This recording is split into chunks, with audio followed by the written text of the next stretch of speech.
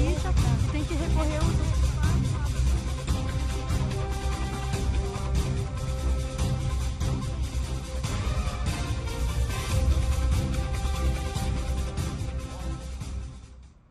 Bom dia para você! Está no ar mais uma edição do programa A Voz do Povo, onde você tem voz e vez, aqui pela TV Diário Record News Manaus. E nesta terça-feira, você vai acompanhar o segundo dia de uma série de 5 programas sobre as principais unidades de saúde da capital. Hoje e amanhã, vamos falar sobre os hospitais João Lúcio e Platão Araújo. No quadro O Povo Fala, fomos às ruas da Zona Leste de Manaus para ouvir a voz que vem das ruas. E em nossos estúdios, quem comenta é o médico especialista em administração de sistema de saúde pública pela Fundação Getúlio Vargas do Rio de Janeiro, Dr. Aguinaldo Costa. No quadro Carreiras, o Dr. José Bernardi Sobrinho nos contou sobre o que é ser médico e quais os desafios da profissão. As férias do meio do ano chegaram. Como fazer para não se endividar? No quadro Economize com Marcos Evangelista, você saberá a resposta. Terça-feira, 27 de junho, um impostômetro que fica aqui, em frente ao Diário do Amazonas, marca que o governo federal arrecadou até hoje 1.663.984 bilhões de reais. E uma novidade para você aí de casa. Você pode deixar as suas mensagens e sugestões pelo WhatsApp da nossa produção. Anote o número 99148-8970. Repetindo, 99148-8970. Fique com a gente. A Voz do Povo começa agora.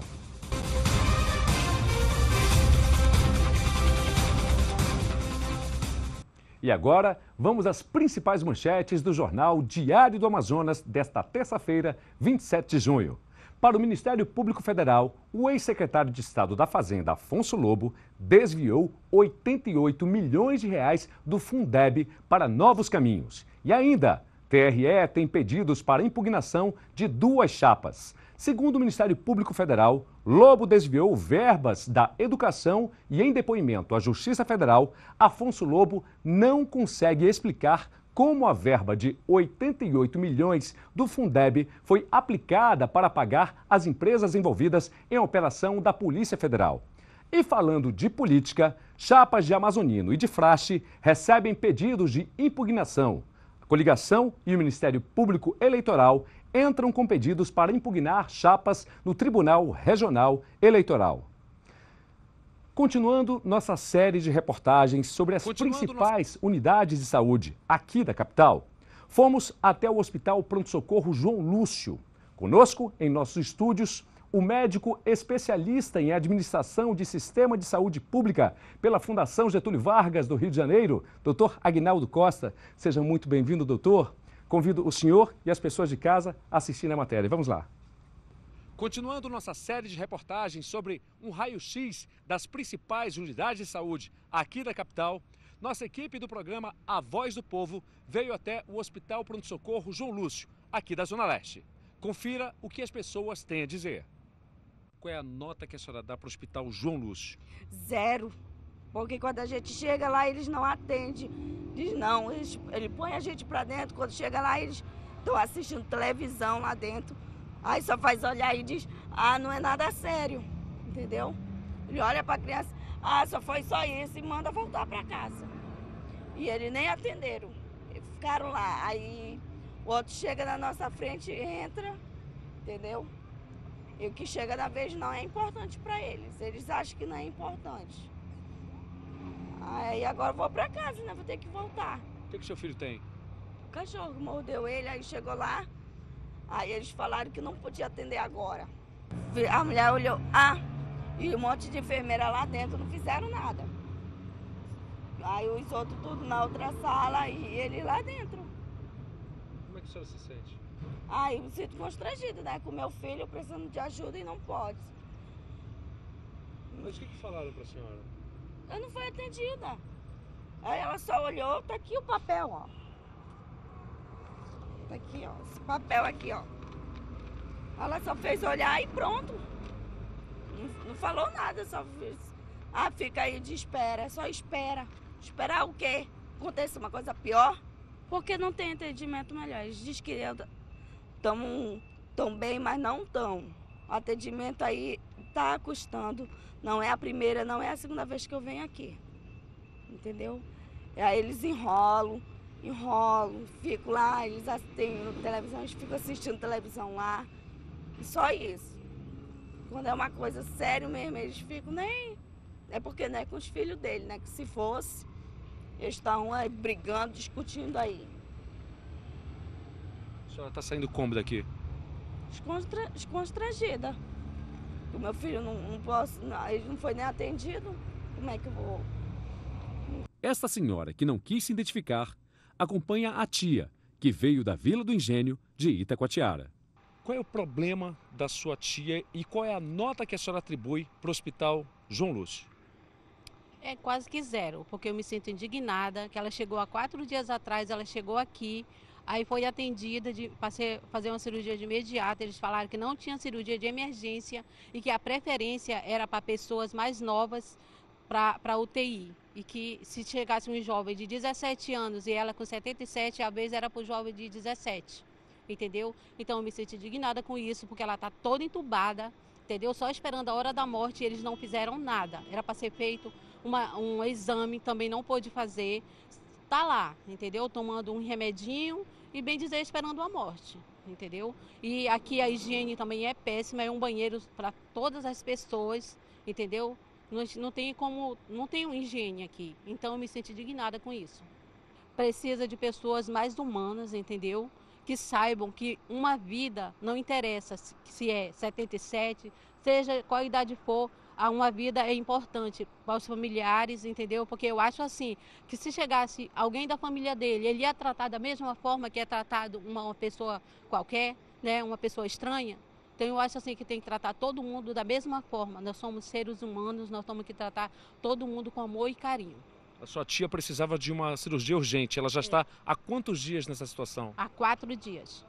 E ela está aonde aqui no hospital? Está na observação. Em que situação ela está? Está péssima, né? Só esperando a hora da morte, que eles já disseram que não dão expectativa de vida. Desligaram o aparelho hoje de manhã, só que ela respirou um pouquinho, só que voltou os aparelhos, entendeu? Mas está lá, esperando a Deus dará. E vai permanecer viva em nome de Jesus, pelo milagre de Deus, porque pelos seres humanos mesmo, entendeu? É zero. Qual o sentimento que brota na senhora mediante o que a senhora está vivenciando aqui no João Lúcio? Péssimo, um sentimento terrível, um sentimento de perca, entendeu? Eu já perdi minha mãe aqui e acho que foi pelo esse mesmo motivo, entendeu? E eu tenho medo que perca a minha tia do mesmo motivo. É péssimo, totalmente péssimo. Entendeu? É uma tristeza para o Amazonas, entendeu? Ser tratado desse jeito, que eu acho que poderia ser bem melhor, né? Falta gente que tem amor à profissão, entendeu? Para tratar os seres humanos com carinho. Aqui no Hospital João Lúcio, a principal reclamação dos acompanhantes e também de pacientes que vieram em busca de atendimento aqui nesse hospital são superlotação. As pessoas estão dormindo em macas 1, 2 dias por falta de leitos. Outra reclamação é a questão das condições de higiene dos banheiros, falta de higiene. E a terceira é a questão do mau atendimento ao povo. Doutor Aguinaldo Costa, o que o senhor tem a dizer diante de tudo que o senhor viu? É lamentável o que nós todos vimos e ouvimos, e nós sabemos que a situação da saúde de Manaus e do Amazonas, como de resto de todo o Brasil, é precaríssima. A gente fica lamentando que uma unidade para a qual a gente depositou tanta esperança, quando em determinada oportunidade a reformamos, tenha se transformado nesse atendimento desumanizado, que deveria seguir as recomendações do Conselho Federal de Medicina, colocadas aqui ontem pelo meu prezado amigo José Bernardes, de que o humanismo deve centralizar todas as ações do pessoal de saúde independente das condições de trabalho que lhe forem conferidas. É importante que o profissional de saúde entenda que nada pode interferir nesse humanismo. Sem amor no atendimento, de nada vale qualquer tipo de esforço. Repete-se o apóstolo Paulo: sem amor, tudo que se fizer fica sem valor. O programa A Voz do Povo vai a um breve intervalo. Daqui a pouco a gente volta.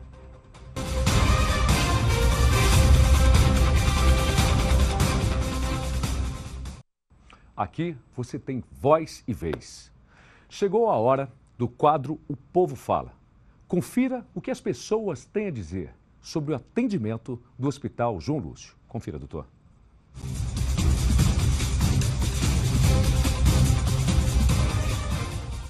Bom, quando eu precisei de João Lúcio foi quando eu operei de apêndice tupurada. E eu fiquei no João Lúcio, eu fui fazer um exame. Aí na hora eu fizeram o exame de sangue e deu que tinha muito pus. Fiz o exame, mas não me mandaram para casa. No outro dia eu tive que voltar de novo.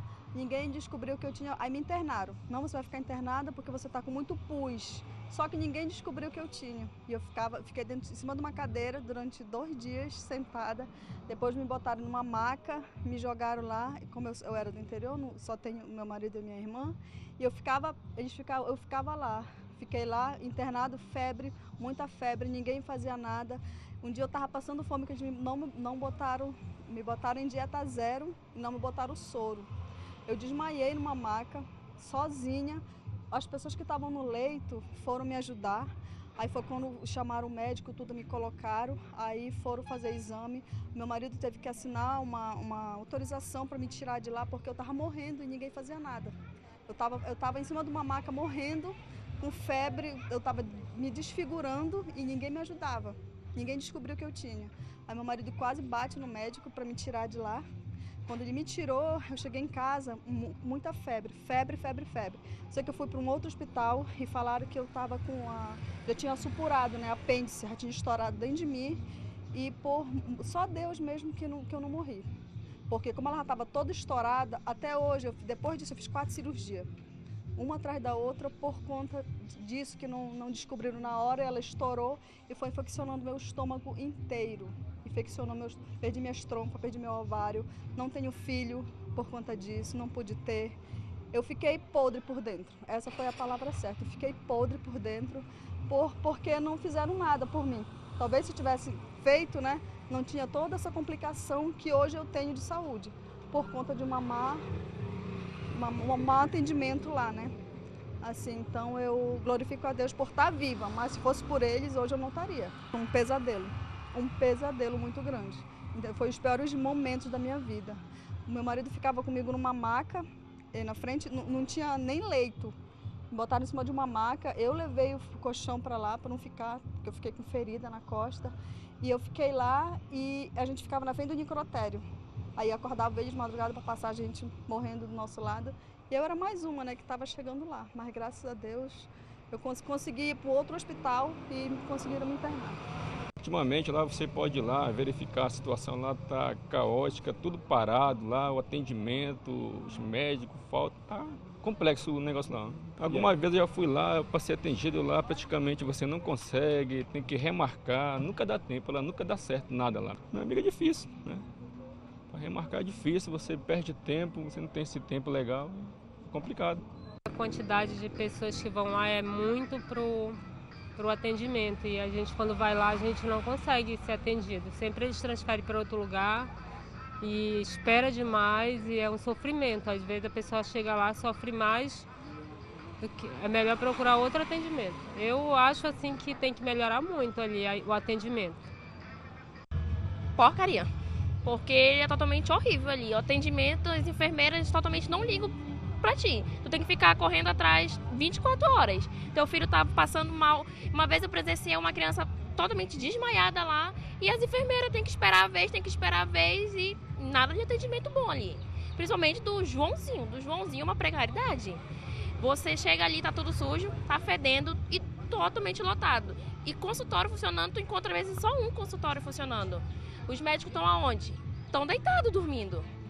Eu passei uma vez na cirurgia do meu mais velho lá.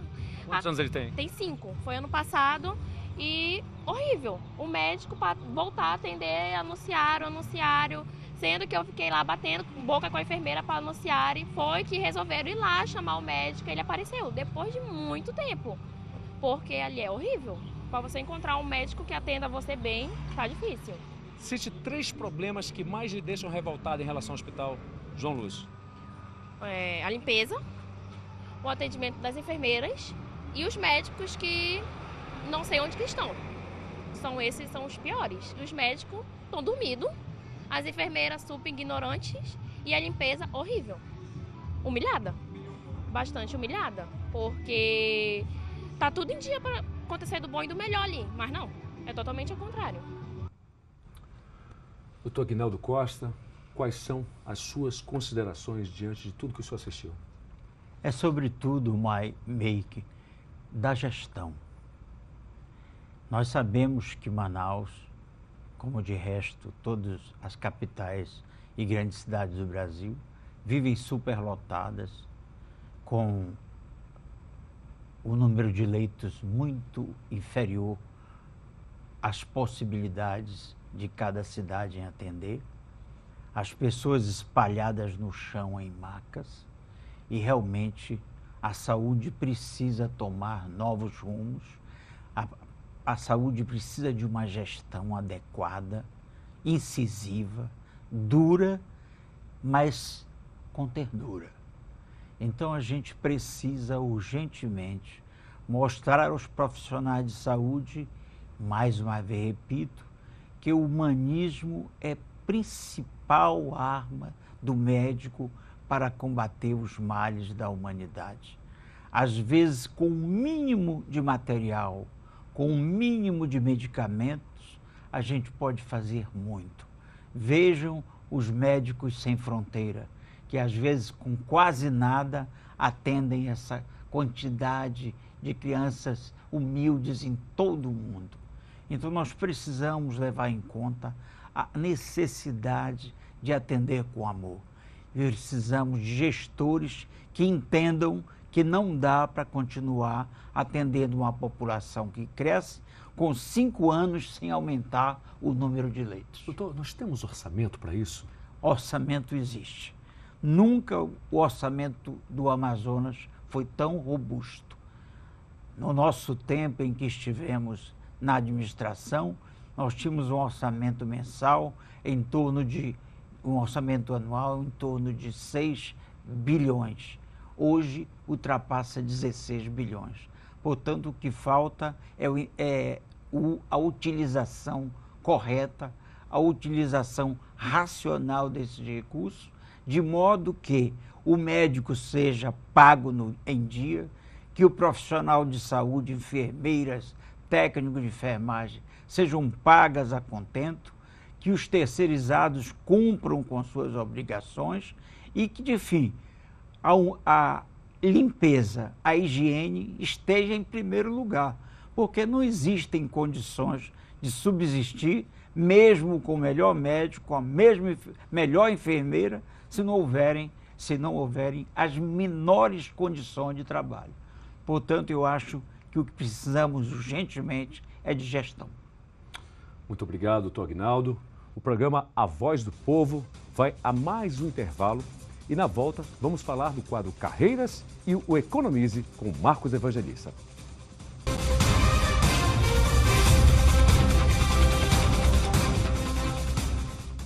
O quadro Carreiras desta terça-feira vai abordar uma das profissões mais importantes do mundo, a medicina.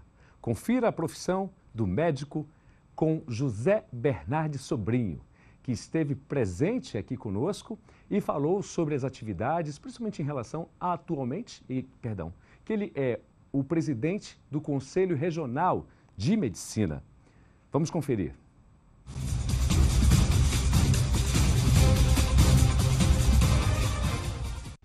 Eu acho que o médico é a profissão que tem que gostar de servir ao próximo. Então, aquela pessoa que gosta de prestar alguma coisa de benefício para o próximo, a medicina talvez seja a profissão mais indicada para essa pessoa. E você fazer nada existe melhor do que você fazer bem ao próximo e a pessoa depois vir lhe agradecer. Doutor, o senhor me operou, o senhor me tratou, eu estava doente, estava quase morrendo e eu fiquei bom. Isso é um valor inestimável, que não tem valor pecuniário que pague isso aí. A satisfação que você tem quando uma pessoa diz isso a você, você realmente se sente totalmente recompensado e gratificado pela profissão. Normalmente, durante o curso, nós passamos por todas as disciplinas e, evidentemente, durante esse estágio curricular, você se identifica mais com uma ou outra profissão. Então, realmente, no fim do curso, é que o médico diz, olha, o aluno diz, eu gostei mais de ortopedia, gostei mais de cirurgia, me identificar mais com pediatria ou com ginecologia. Então, realmente, durante o curso, você descobre, entre aquelas várias disciplinas que nós temos na grade curricular, aquela que você se identifica mais, que você gosta mais. E como tem aquelas que você também tem uma certa ojeriza. Você fala, eu jamais faria essa especialidade, tá certo? Então, é uma coisa natural que acontece durante o curso, que no 6º ano o médico diz, olha, eu gosto mais de vou fazer dermatologia, fazer cirurgia, fazer pediatria ou cardiologia. Então, durante o curso você descobre aquela área de atuação que você se identifica mais e que lhe é mais prazerosa. Ele não deve pensar em medicina como valores honoríficos, que vai ganhar dinheiro. Ele deve ser pela vocação. A medicina é uma profissão lindíssima, é uma profissão trabalhosa, profissão espinhosa, que você tem que levantar de madrugada, você não tem sábado, não tem domingo, não tem... Quantas vezes, aconteceu várias vezes, na época do Natal, na ceia, me chamaram para atender uma urgência no São Lucas, que eu fui sócio fundador do São Lucas.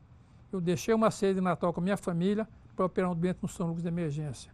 Então você tem que se desprender de toda a vida, sua vida de lazer, para você atender o próximo, procurar ser humano, atender com presteza, com qualidade e com segurança.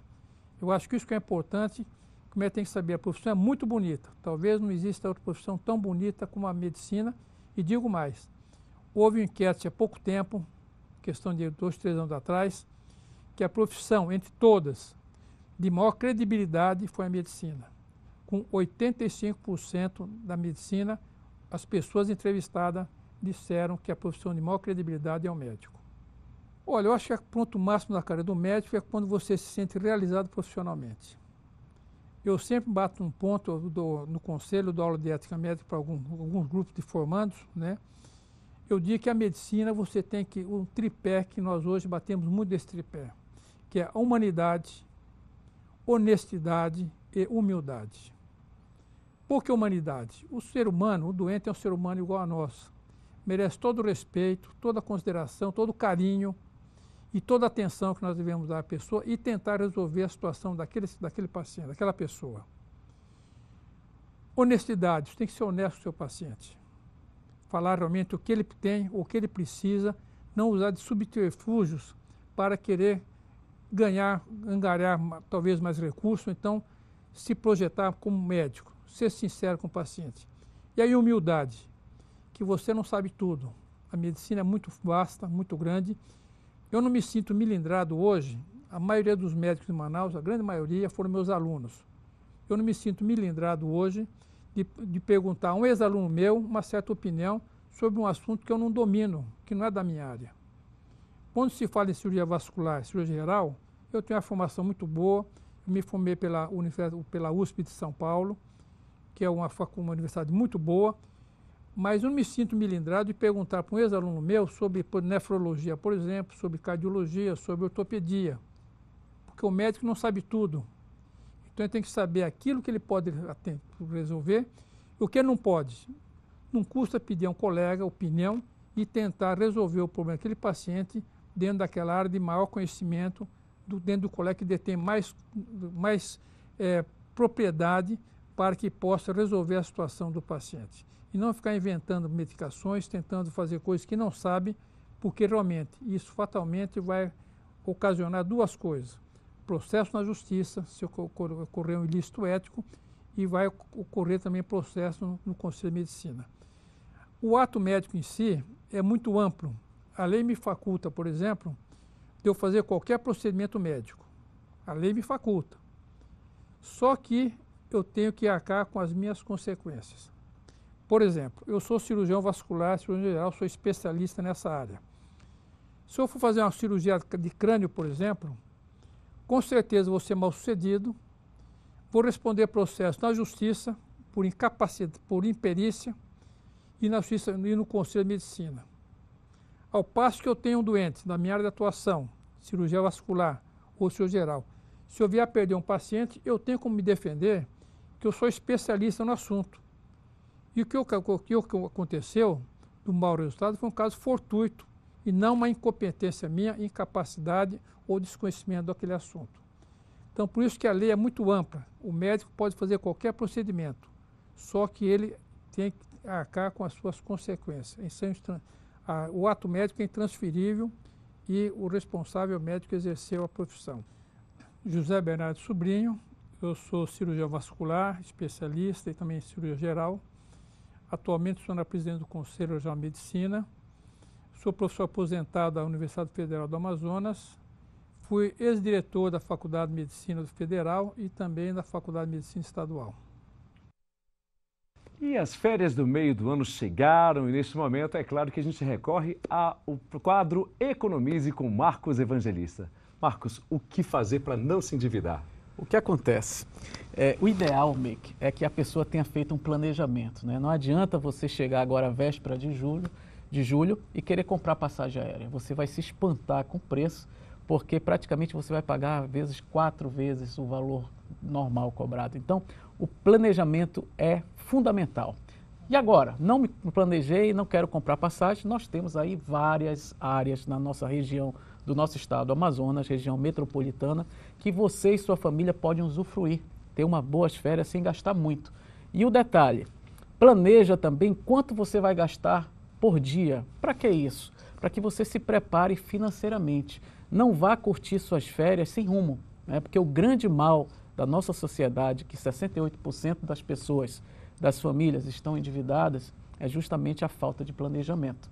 Então, se você já planeja, eu vou gastar R$100 por dia, vou passar 10 dias, você já tem um cálculo mais ou menos de quanto você tem que levar. E, fundamental, cartão de crédito, nem pensar, porque há um grande impulsionamento de endividamento em função das férias que as pessoas utilizam por emoção o cartão de crédito.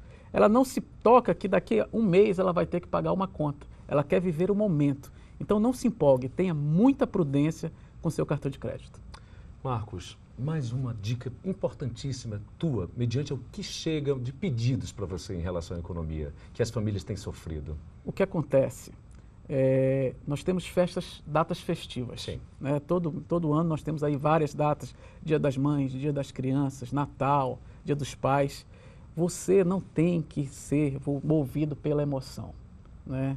Você tem que saber que se você fizer um planejamento correto, seja para as férias, seja para o seu final do ano, se você realmente for rígido, você com certeza vai estar dentro do indicador menor, que são as pessoas que não devem. Porém, se você for uma pessoa que não tiver um preparo financeiro, né, se você não dialogar com a sua família, você vai acabar gastando mais do que pode. E aí nós vamos encontrar um grande índice de pessoas que se encontram endividadas. Muito obrigado, Marcos Evangelista, mais uma vez pela sua participação no nosso programa. Gente, o programa A Voz do Povo fica por aqui. Eu agradeço a sua companhia e lhe convido para um novo encontro nesta quarta-feira, a partir das 11h30 da manhã, aqui na TV Diário, Record News Manaus e pelo portal D24AN e Facebook. Lembrando que você pode deixar suas mensagens e sugestões pelo WhatsApp da nossa produção, o número 991488970. Repetindo, 991488970. Até amanhã, se Deus quiser. Tchau, pessoal.